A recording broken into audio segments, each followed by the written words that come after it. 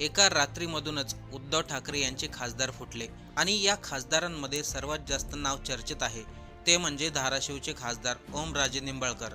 लोकांनी त्यांच्यावरती विश्वास टाकला होता. ते स्वतः सांगत होते, आपण उद्धव ठाकरे यांच्या शिवसेनेला सोडून जाणार नाही. पण असं एका रात्रीमधून अचानक काय घडलं? एकनाथ शिंदे यांनी ज्यावेळेस शिवसेनेमधून बंड केला होता त्यावेळेस त्यांनी गुवाहाटी गाठली होती. पण तो सर्व प्लॅन अचानक झालेला होता आणि आत्ता जे उद्धव ठाकरे यांच्या शिवसेनेमधील 6 खासदार फुटलेत, हा प्लॅन अनेक दिवसापासून होता. मग उद्धव ठाकरे यांनी काहीच का केलं नाही? नेमकं खासदार फुटले तरी कसे? ओमराजे निंबाळकर जे सांगत होते आपण उद्धव ठाकरेला सोडणार नाही, ते ठाकरे गटापासून वेगळे कसं काय झाले? चला संपूर्ण सविस्तर माहिती आपण या व्हिडिओमधून जाणून घेऊ. त्या अगोदर आपण चॅनलवरती नवीन असाल तर सबस्क्राईब करायला विसरू नका. मध्यरात्रीची वेळ होती. महाराष्ट्रामध्ये बहुतांश लोक गाढ झोपेत असतात. त्याच वेळीस नांदेडच्या विमानतळावरती एक प्रायव्हेट विमान उतरलं. त्याच्या काही तासांनी पुण्याच्या विमानतळावरती एक प्रायव्हेट विमान उतरलं. दुसरीकडे उपमुख्यमंत्री असलेले एकनाथ शिंदे हे दिल्लीकडे न जाता राजस्थानकडे गेले. तिथे त्यांनी लोकसभेचे अध्यक्ष असलेले ओम बिर्ला यांची भेट घेतली. त्याचं कारण म्हणजे खासदारांचा जर वेगळा गट तयार होत असेल तर त्यामध्ये लोकसभेच्या अध्यक्षांची भूमिका महत्त्वाची असते. या भेटीनंतर नांदेडमध्ये प्रायव्हेट विमान कोणासाठी बोलवलं होतं ते म्हणजे नागेश पाटील आष्टीकर यांचं नाव समोर आलं. त्याच वेळीस पुण्यामध्ये ओमराजे निंबाळकर यांच्यासाठी प्रायव्हेट जेट तयार ठेवण्यात आलं होतं आणि या सर्वांमध्ये ओमराजे निंबाळकर यांचं नाव सर्वात अधिक चर्चेत होतं. गेल्या काही दिवसापासून निंबाळकर हे माध्यमांपासून दूर होते. त्याचं कारण म्हणजे पवनराजे यांच्या खून खटल्याचा निकाल लागणार होता. कालची रात्र निघून जाताच एक माहिती समोर आली. ती बातमी होती, काही खासदार दिल्लीच्या दिशेने रवाना झाले. हे खासदार होते उद्धव ठाकरे यांच्या शिवसेनेतील भाऊसाहेब वाकचौरे, ओमराजे निंबाळकर, संजय जाधव, संजय देशमुख आणि नागेश पाटील आष्टीकर हे 5 खासदार होते. पण या सर्वांमध्ये आणखीन एक नाव चर्चेत येऊ लागलं, ते म्हणजे एकनाथ शिंदे यांचा मुलगा खासदार असलेले श्रीकांत शिंदे. कारण की या संपूर्ण ऑपरेशनमध्ये खासदार श्रीकांत शिंदे यांची महत्त्वाची भूमिका होती.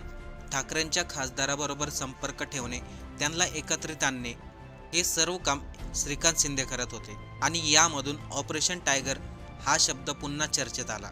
आता सर्वांनी लक्ष देऊन ऐका, नेमकं हे खासदार एकनाथ शिंदे यांच्याबरोबर का गेलेत? आज सकाळी उद्धव ठाकरे यांचे 5 खासदार कुठे गेले, त्यांच्या कुठे बैठका चालू आहेत, ते कोणाबरोबर केले, अशा प्रकारच्या बातम्या येऊ लागल्या. आणि त्याचवेळी आज सकाळी 10:30च्या सुमारास संजय राऊत यांनी एक पत्रकार परिषद घेतली. त्यावेळेस त्यांच्याबरोबर 3 खासदार होते, अरविंद सावंत, अनिल देसाई आणि राजाभाऊ वाजे. इथे संजय राऊत यांनी स्पष्टपणे सांगितलं, उद्धव ठाकरे यांच्या शिवसेनेमध्ये आता 3च खासदार राहिलेत. आणि तिथूनच ही गोष्ट स्पष्ट झाली, उद्धव ठाकरे यांच्या शिवसेनेतील 6 खासदार फुटले आहेत. त्यांनी हे सांगितलं, हे 6 खासदार कसं काय फुटलेत? संजय राऊत म्हणाले, जे आमचे खासदार फुटलेत त्यांच्यावरती राजकीय दबाव टाकला गेलाय. काही लोकांना ईडी आणि सीबीआयची धमकी देण्यात आली. काही खासदारांना मंत्रिपद देणारे हे सांगून त्यांना आपल्या पक्षामध्ये घेतलंय.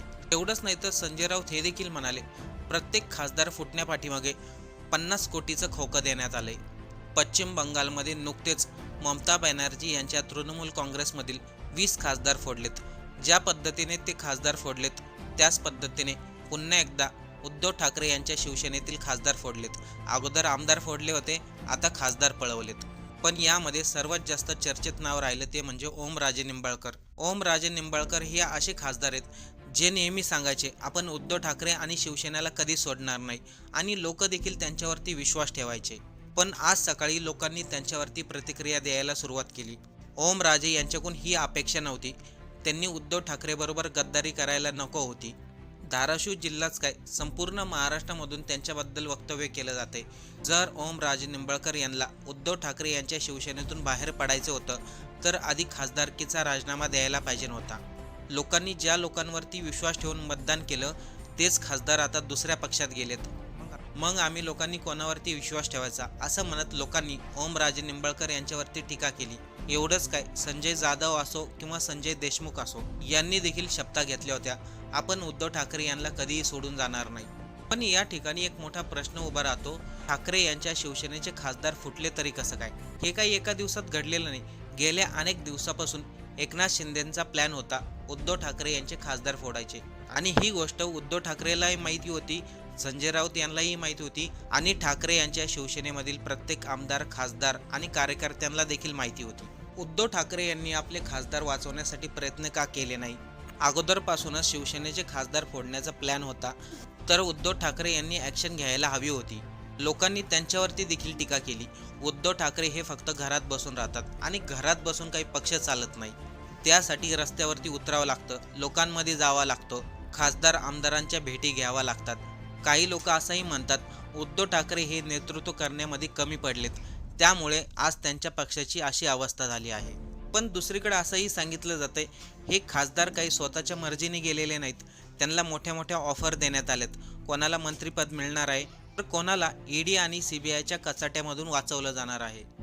याशिवाय त्यांना 50 खोक्याची देखील ऑफर आली आहे. पण इथे प्रश्न राजकीय पक्षाचा नाही, लोकांचा आहे.